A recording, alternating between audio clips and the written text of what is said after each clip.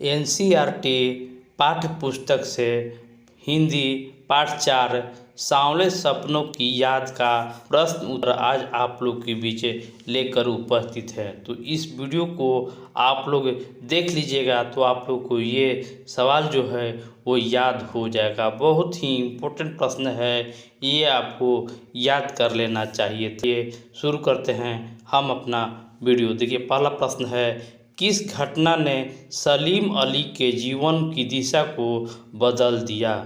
उत्तर, एक बार बचपन में सलीम अली मामा की दी हुई एयर गन से खेल रहे थे। उसी एयर गन से गोरैया घायल होकर गिर पड़ी थी। इस घटना ने सलीम अली के जीवन की दिशा को बदल दिया। सलीम गोरैया के विषय में जानना चाहते थे, तब मामा ने उन्हें नेचुरल हिस्ट्री सोसाइटी BNHS जाकर गोरैया की पूरी जानकारी प्राप्त करने के लिए कहा। वहां जाने के बाद उनकी रुचि पूरी पक्षी संसार की ओर मुड़ गई और वे पक्षी प्रेमी बन गए। सलीम अली ने पूर्व प्रधानमंत्री के सामने पर्यावरण से संबंधित किन संभावित खतरों का चित्र खींचा होगा कि जिससे उनकी आंखें नम हो गई थी? उत्तर, सलीम अली ने पूर्व प्रधानमंत्री चौधरी चरण सिंह के सामने केरल की साइलेंट वैली में पर्यावरण संबंधी खतरे की बातें उठाई होगी और उसे होने वाली क्षति से अवगत कराया होगा। उस समय केरल पर रेगिस्तानी हवा को गर्म झोंके का खतरा मंडरा रहा था, जिससे वहाँ का पर्यावरण दूषित हो रहा था। दोनों जमीन से जुड़े हुए इंसान थे और वातावरण से सुरक्षा का पूरा ध्यान था। पर्यावरण को दूषित होने के खतरे के बारे में सलीम अली की चिंता देखकर उनकी आंखें नम हो गई थी।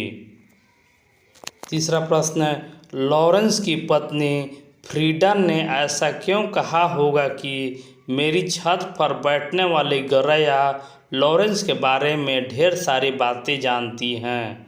उत्तर, लॉरेंस की पत्नी फ्रीडा जानती थी कि लॉरेंस को गोरैया से बहुत प्रेम था। वे अपने काफ़ी समय गोरैया के साथ बिताते थे। गोरैया भी उनके साथ अंतरंग साथी जैसा व्यवहार करती थी। दोनों एक दूसरे के साथ प्रसन्न रहते थे। उनके इसी पक्षी प्रेम की उद्घाटित करने के लिए उन्होंने इस वाक्य को कहा होगा। आशय स्पष्ट कीजिए। वो लॉरेंस की तरह नैसर्गिक जिंदगी की प्रतिरूप बन गए थे। उत्तर, अंग्रेजों को कवि लॉरेंस प्रकृति प्रेमी सरल स्वभाव के थे। प्रकृति के प्रति उनके मन में जिज्ञासा थी।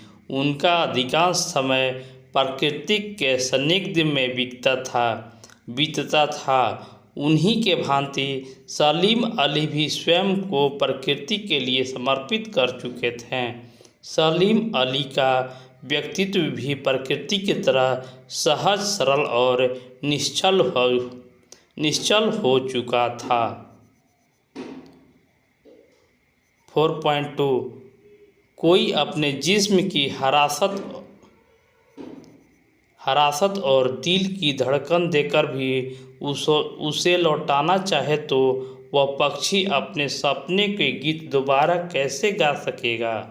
उत्तर, लेखक कहना चाहता है कि सलीम अली की मृत्यु के बाद वैसा प्रकृतिक प्रेमी और कोई नहीं हो सकता। सलीम अली रूपी पक्षी मौत की गोद में सो चुका है। अतः अब कोई भी अपने दिल की धड़कन और शरीर की हलचल उसके शरीर में ही डाल भी है कि मूल व्यक्ति को कोई जीवित नहीं कर सकता। सलीम अली जैसा पक्षी प्रेमी प्रयासपूर्वक उत्पन्न नहीं किया जा सकता है। वे मौलिक थे। तीसरा, सलीम अली प्रकृति के दुनिया में एक टापू बनने के बजाय अथाह सागर बनकर उभरे थे। उत्तर, सलीम अली प्रकृति के संसार में नई खोज करने के लिए निकले थे। उन्होंने स्वयं को किसी सीमा में कैद नहीं किया। टापू बंधन तथा सीमा का प्रतीक है, जबकि सागर की कोई सीमा नहीं होती। उसी प्रकार सलीम अली भी बंधन मुक्त होकर अपनी खोज करते थे।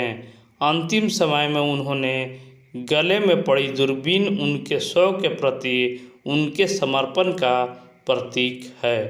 5वां प्रश्न है, इस पाठ के आधार पर लेखक की भाषा शैली की 4 विशेषताएं बताइए। उत्तर, सांवले सपने की याद नामक पाठ की भाषा शैली संबंधी विशेषताएं निम्नलिखित है।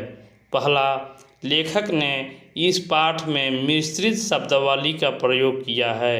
इस पाठ में उर्दू तद्भव और संस्कृत शब्दों का सम्मिश्रण है।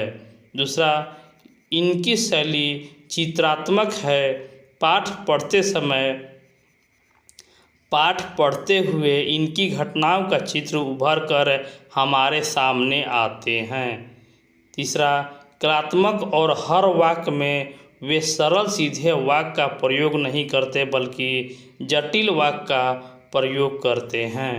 चौथा, अपने मनोभावों को प्रस्तुत करने के लिए लेखक ने अभिव्यक्ति शैली का प्रयोग किया है।